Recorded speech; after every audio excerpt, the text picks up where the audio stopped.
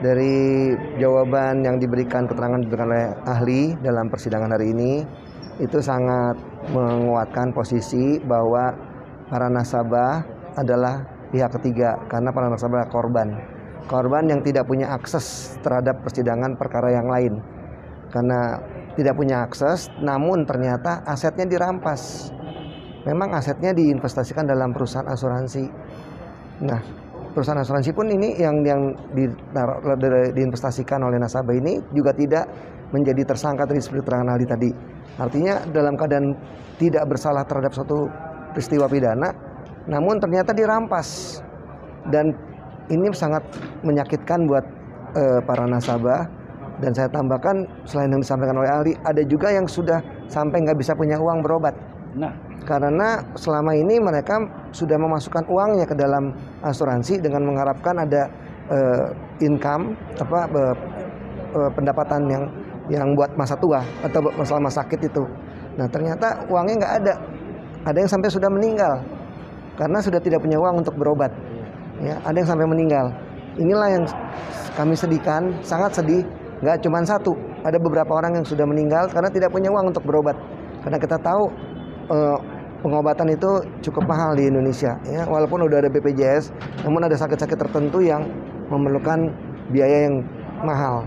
Dan itu tadinya sudah diperhitungkan oleh si keluarga ini bahwa dengan memasukkan dana sekian, maka akan ada uang yang cukup untuk membiayai. Karena keluarga ini sudah melek investasi, ya. Tapi ternyata hitung-hitungan yang dilakukan itu gagal total hanya karena disita dan dirampas, dan itu di luar perhitungan semua nasabah maupun ahli keuangan, karena tidak pernah ada dalam perhitungan ahli keuangan maupun nasabah adanya penyitaan yang dilakukan terhadap perusahaan atau dana investasi pihak ketiga, yaitu nasabah yang tidak bersalah. Kalau bersalah itu memang sudah resiko, ya, namanya orang melakukan kejahatan. Tapi ini kan tidak bersalah nasabahnya tidak bersalah, dan perusahaan asuransinya pun tempat menaruh uangnya untuk investasi itu tidak ada tersangkut dalam perkaitan pidana, dalam arti sebagai tersangka. Baik direksinya tidak tersangka, komisaris tidak menjadi tersangka, pemegang saham tidak menjadi tersangka. Namun tetap aset-asetnya itu, asetnya nasabah maksudnya yang di dalam perusahaan asuransi itu ternyata disita dan dirampas oleh negara. Nah, ini yang mohon kepada, bukan untuk mencampuri majelis, tapi kami hanya memohon kepada majelis untuk memberikan keadilan, ya, keadilan agar hak-hak nasabah yang tidak terlibat peristiwa pidana apapun atau kejahatan apapun tidak terlibat, maka tolong dikembalikan hak-haknya dengan cara yang sudah disampaikan oleh ahli, yaitu kembalikan kepada para pemohon yang sudah mengajukan perkara ini. Nah, dengan mengajukan perkara keberatan ini, tolong dikembalikan paling tidak untuk yang sudah mengajukan perkara keberatan. Kebetulan di tempat kami ada 46 dan ada perkara nomor 02 itu ada 53 nasabah. Nah, ini tolong dikembalikan kepada yang memang sangat-sangat memerlukan, dan memang itu hak daripada nasabah, dan hak nasabah ini adalah nasabah yang bersih, yang tidak terlibat perkara kejahatan apapun, sehingga tidak ada dasar hukum untuk melakukan perampasan. Ya, tadi disebutnya lemah oleh Pak ahli.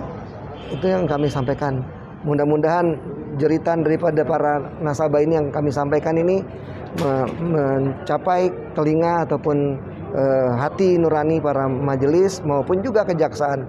Dengan demikian pada saat nanti sudah diputuskan, mudah-mudahan kejaksaan pun mau menjalankan eksekusi sesuai dengan perintah majelis jika disetujui. Itulah harapan kami. Saya ingin tambahkan sedikit, ya.